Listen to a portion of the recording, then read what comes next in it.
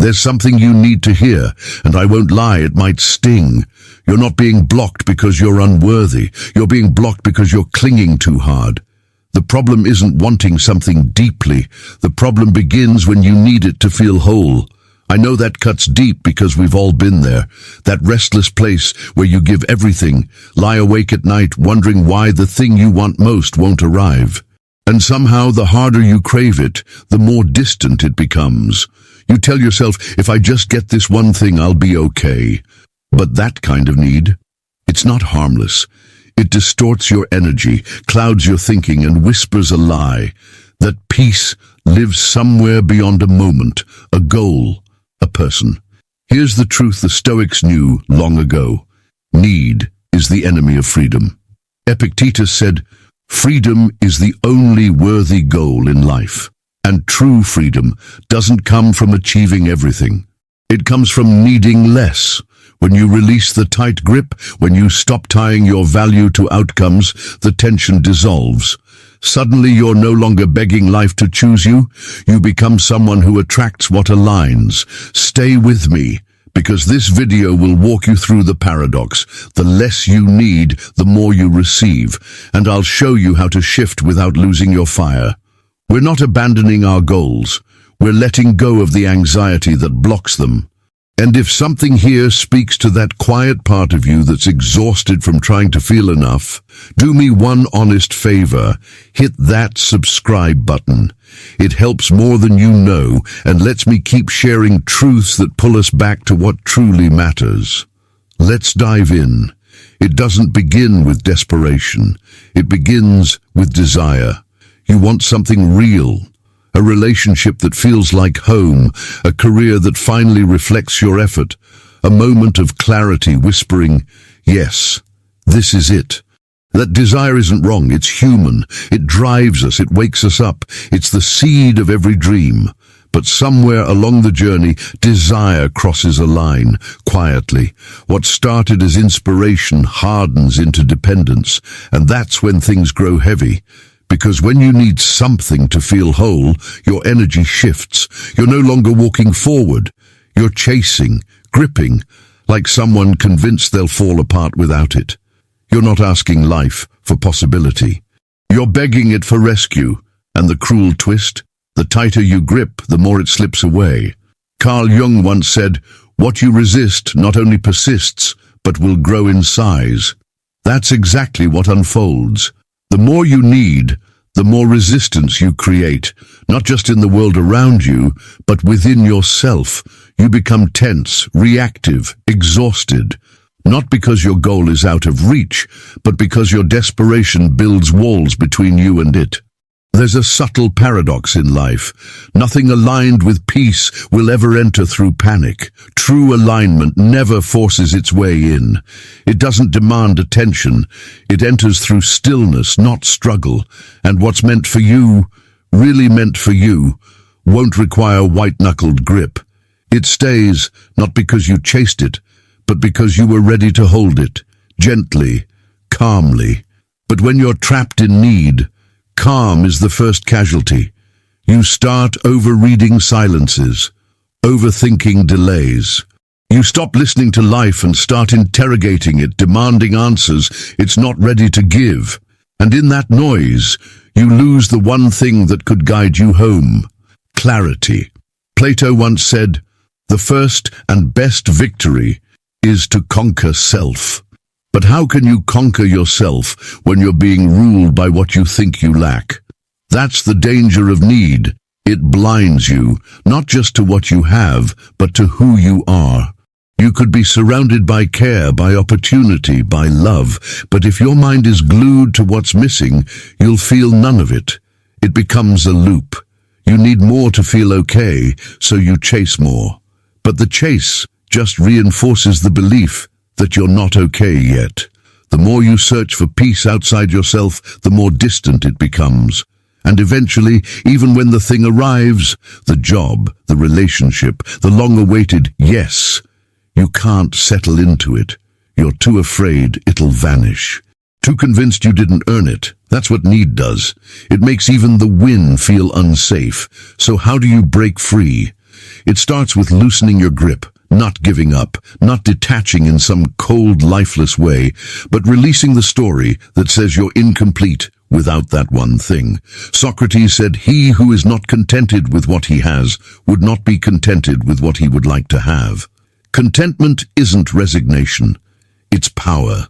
It's the kind of stillness that makes room for what's real to arrive. Because when you stop chasing, you start inviting. When you stop gripping, you begin to receive.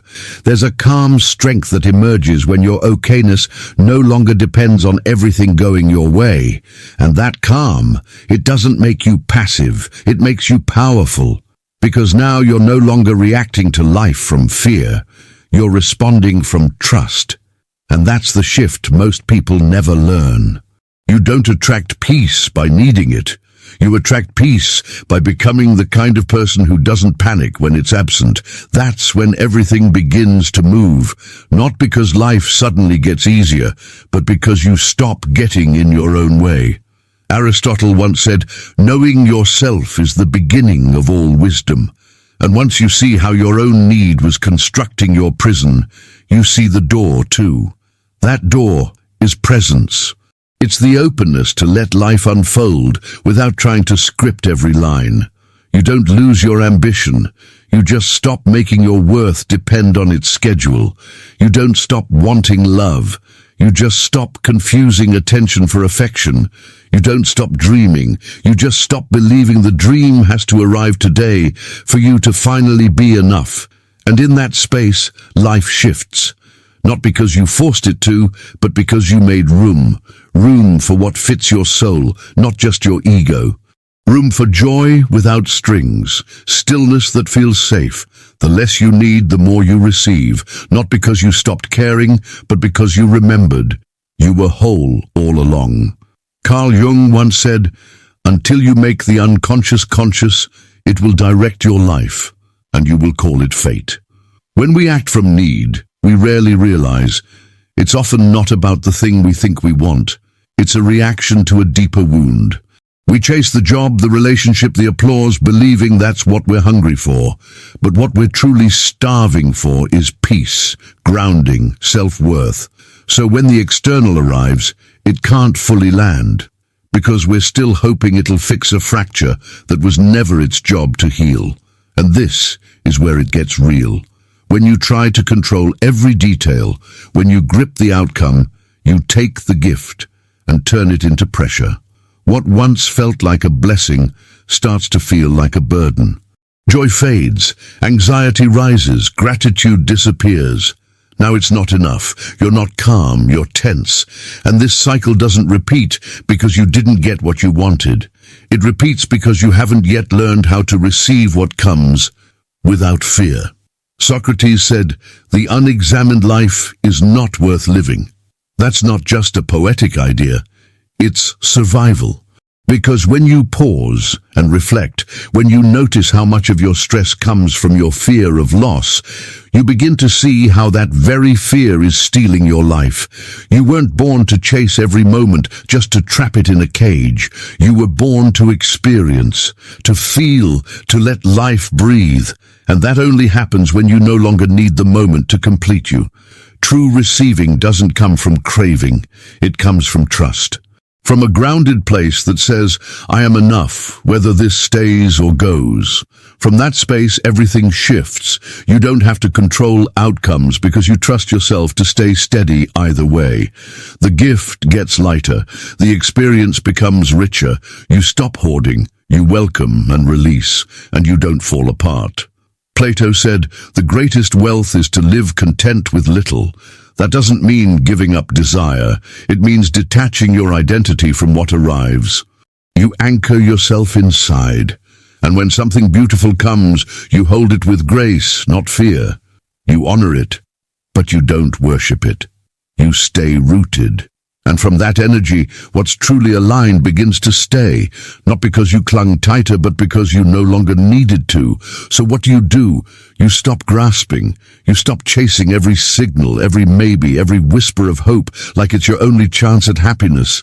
Instead, you breathe, you open your hands. You let the moment settle without forcing what's next. Here's the part no one teaches. The less you need, the more life has room to show up for you. Not because life changes, but because you do. The wall of tension drops, and what was trying to reach you can finally get through. It's not about pretending you don't care. It's not about giving up on your dreams or shutting off your emotions. It's about letting go of the belief that says, if I don't get this, I'm nothing. If this fails, I'll fall apart.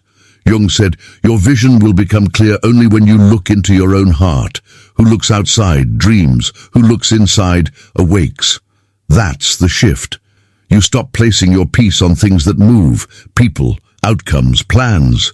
You stop asking the world to define your worth. And when that old story fades, something strange happens.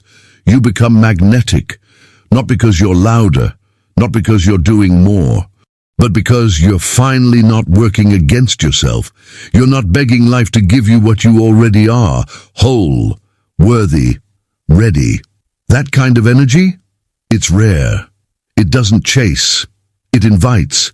It moves without force. You walk through life without needing it to notice you. You stop pounding on doors that were never yours. You stop tapping on glass that was never meant to open, and instead, life starts coming to you. The opportunities that match your peace. The people who recognize your soul. The experiences that feel like alignment, not survival. Aristotle said, happiness depends upon ourselves. And that's what becomes clear. You're no longer waiting for life to give you permission to feel good.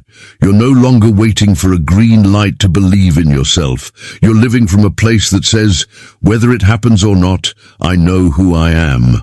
That's where your strength lives, not in how loudly you fight, but in how still you can be when everything outside is quiet. Letting go of need doesn't weaken you, it sharpens you. It teaches you to hold your value without outsourcing it to people, plans, or praise. And from that space, calm, grounded, quietly certain, you don't just attract more. You receive it. You enjoy it. You hold it lightly, without fear.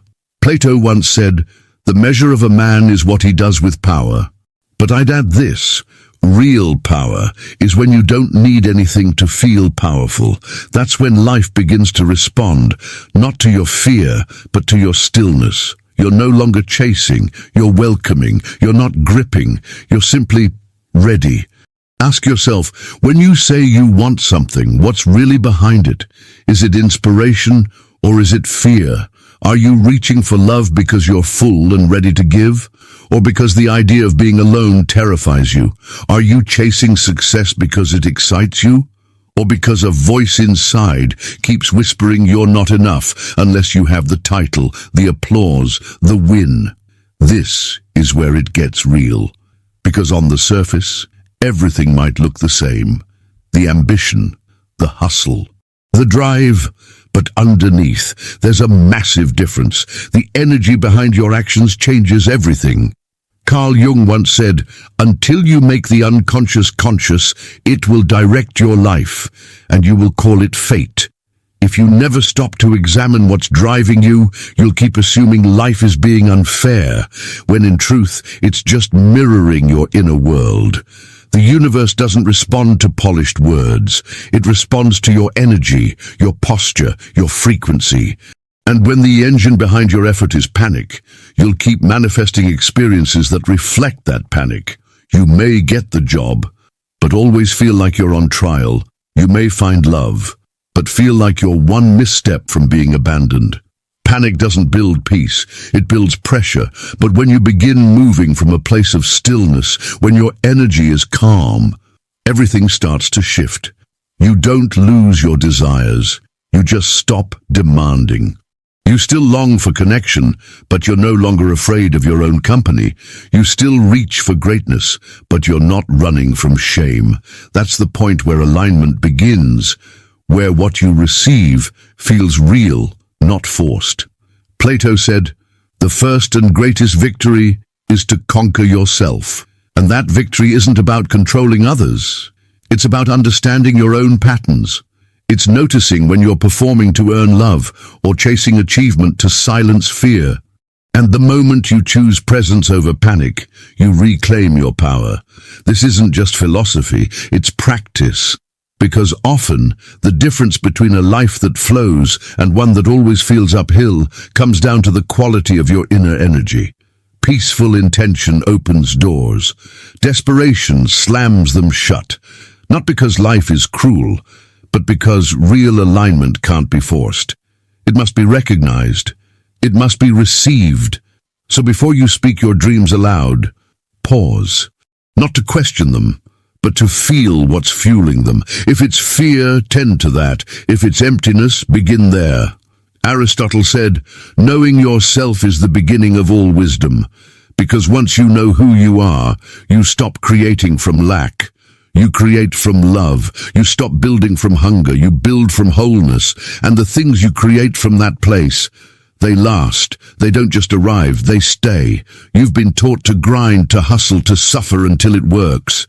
You've been told that success belongs to the ones who never stop pushing. And sure, effort matters. Discipline counts. But past a point, pressure starts turning on you. You're moving, but from tension, not trust. And it shows. What if the answer isn't to push harder, but to push differently? What if it's not about doing more, but about doing less from the right place? Less overthinking, less proving, less twisting yourself to earn space you already deserve. You don't realize how much energy you spend trying to be enough. You rehearse your words. You filter your presence. You replay conversations like you're on trial for simply being human. That's the cost of need. It steals your presence, and presence is your power. Socrates said, to find yourself, think for yourself.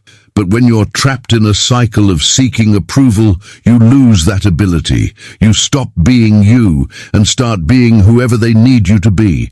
And all that effort, it starts to feel empty. But something beautiful happens when you stop needing, when you stop performing and just show up as yourself. You speak softer, but your words carry more weight. You move slower, but the world around you aligns. You're not chasing, but people are drawn to you. That's not magic. That's presence. And presence doesn't beg. It doesn't shout. It just is. Jung once wrote, the privilege of a lifetime is to become who you truly are. But you can't become that if you're twisting into knots trying to please the world. When you stop needing to be seen, paradoxically, you become impossible to ignore. You radiate something still, calm, grounded. You stop rushing to fill silences. You stop panicking over change. Your energy stops leaking from lack. You walk into a room and your peace speaks for you. Not because you're performing, but because you've stopped being impressed by performance. You're steady. You're rooted. And that calm says what words never could. I'm not here to prove. I'm here to be. Aristotle said, pleasure in the job puts perfection in the work. But pleasure vanishes when every step becomes just a means to an end. When you stop being ruled by the outcome, you fall in love with the process. You stop chasing growth and start becoming. And that version of you, the one who shows up without panic, without masks, without pressure, that version is powerful. Not because they do more, but because they stop doing what never served them. How many times have you said yes when your soul screamed no? Not because you wanted to, but because you were afraid to disappoint, to be alone, to walk away. You stayed in conversations that drained you, smiled through discomfort, settled for good enough just to keep peace, just to avoid silence. You held on to expired relationships, not because they filled you, but because starting over felt unbearable. You replied to texts that hurt. You accepted half-hearted apologies and called them effort. You showed up for people who never really showed up for you. And still, you whispered, this is better than nothing. You settled, not once, but again and again, for jobs that killed your spirit, for love that made you guess, for attention that had conditions. Deep down, you knew you deserved more. But need is sneaky. It wears masks. It calls itself logic, patience, realism. It tells you survival is success, that holding on is brave, that half is safer than none. But here's the quiet truth. The less you need, the more you see. You give yourself room to breathe, and clarity rises. You realize you never lacked options, you just lacked belief. Carl Jung said, "We don't solve our problems, we outgrow them." And outgrowing doesn't happen in fear. It happens when you stop letting fear decide what you're allowed to accept. As need fades, clarity grows. Not because you become cold, but because you become grounded. You stop running on panic and start walking in peace. From there, life looks different. What once felt like opportunity now feels like compromise. What looked like love now feels like confusion. You begin to see what your fear begged for, and what your peace was always meant to receive. Plato wrote, "The beginning is the most important part of the work." And often, that beginning is the moment you whisper, "I no longer accept this." Not just because it's here.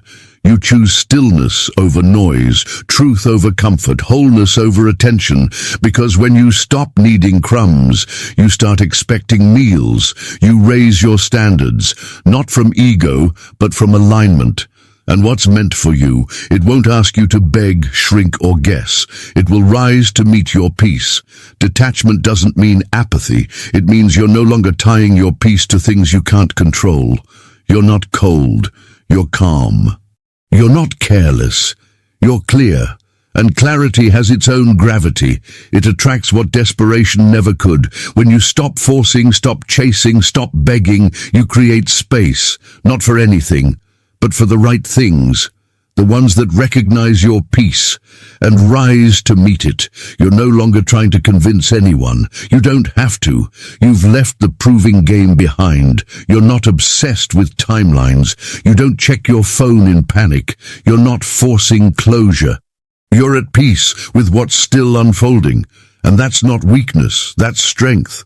Jung said, "Even a happy life cannot be without a measure of darkness."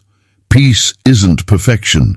It's standing still in the unknown without losing your balance. And in that stillness, something happens. You become available, not desperate, not overextended, just open. Open to love that doesn't confuse, to friendships that don't drain, to choices that don't steal your sleep. That openness changes everything. You don't walk into rooms seeking approval. You walk in already whole. And because of that, you finally stop standing in your own way. Plato said, "The greatest wealth is to live content with little." And while the world screams for more, there's something sacred about needing less. That's when life starts flowing, not because you forced it, but because you stopped resisting. So what happens when you let go of need? You don't end up with less.